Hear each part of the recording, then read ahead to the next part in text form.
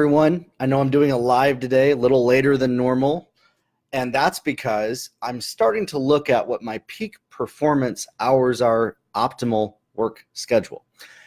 I was having a conversation with my wife over the last week about this, about the hours that work best for us. I came from a traditional 9 to 5 corporate schedule, having to get everything done between 9 to 5.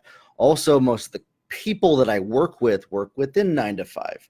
But I was finding that my results were the highest after 7 o'clock p.m. until 2 in the morning. Now, how did this all work together?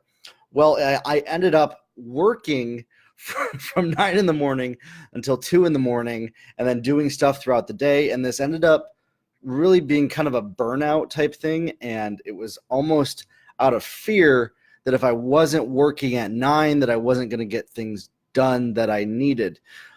This is something that I'm still testing. I'm still implementing, but I want to share the results after just a week of really testing this and realizing this is a lot better than the previous way.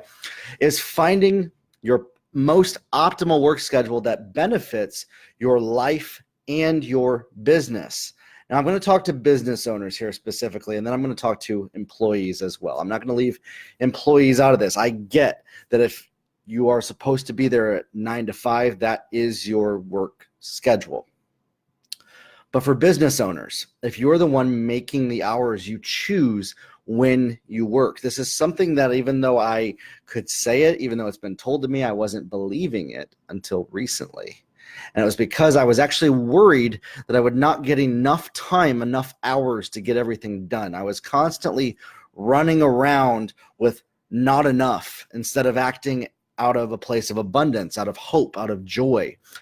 And so shifting this is this. For me, I found if I stay up late, I can sleep in a little more, so I'm getting enough sleep. Sleep is important so that your brain and your body can replenish themselves, which then allows you to perform at your optimal. So getting sleep is a priority.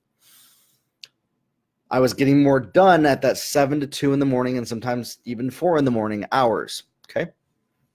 So there's that. And then what I could do is I could spend the time from when I would wake up until I would really kind of go into my workday, answering emails. If I have to have a meeting with somebody, like a phone meeting or a video meeting, I can do so without stress that I'm having to get caught up on other things, and organizing my life around this completely sort of upside down hourly model. It's actually the opposite of what most people are taught to do as far as time management. I flipped the time management on its head and actually unmanaged my time by remanaging it in a way that worked best for me. And what ended up happening is that I've been discovering this last week: working less, getting more done, having more time to do the things that I love, spending time with my wife, and I'm not as stressed out. I'm not working as many hours. I'm accomplishing more.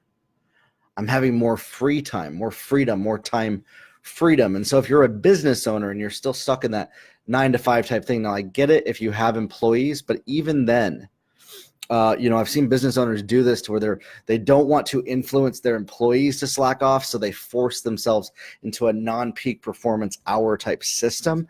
And if you're somebody that's running an organization or a company, this isn't working. This isn't serving your people. That only serves to give you validation and a gold star. And so don't make decisions and choices just based on what validates you, based on what other people say you should do. Do what works best for you. There's not one size fits all in business as far as this type of time management thing. There are suggestions on how to manage time.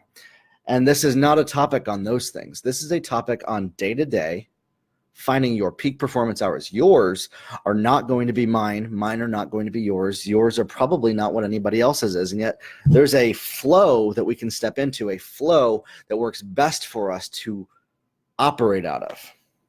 Are you operating out of your most optimal work schedule? Or are you operating out of guilt, shame, and fear and worry when you work? That's what I was doing. That's what I've done for a long time. And so in this, this is something I'm still trying out, but I want to encourage you, let go of all the limitations that are saying you have to do something in a specific order at a specific time of day. You know, for instance, you have to do XYZ at a specific moment. If something that is opposite of what everybody else says you should be doing is working best for you in your business, do that thing, because you are creating that business, and that allows you to operate in your highest creative energy. This is not a conversation as well about spirituality. This is about business time management. So I want to encourage you, just take a look at what you're doing, take a look at what's working, what's not, what your goals are, and ask yourself, is what I'm doing in every moment of my day serving my goals, or do I need to maybe rearrange the pieces? See, it was all the same pieces. I moved them around and actually leveraged them to get more results, which then gave me more pieces to play with.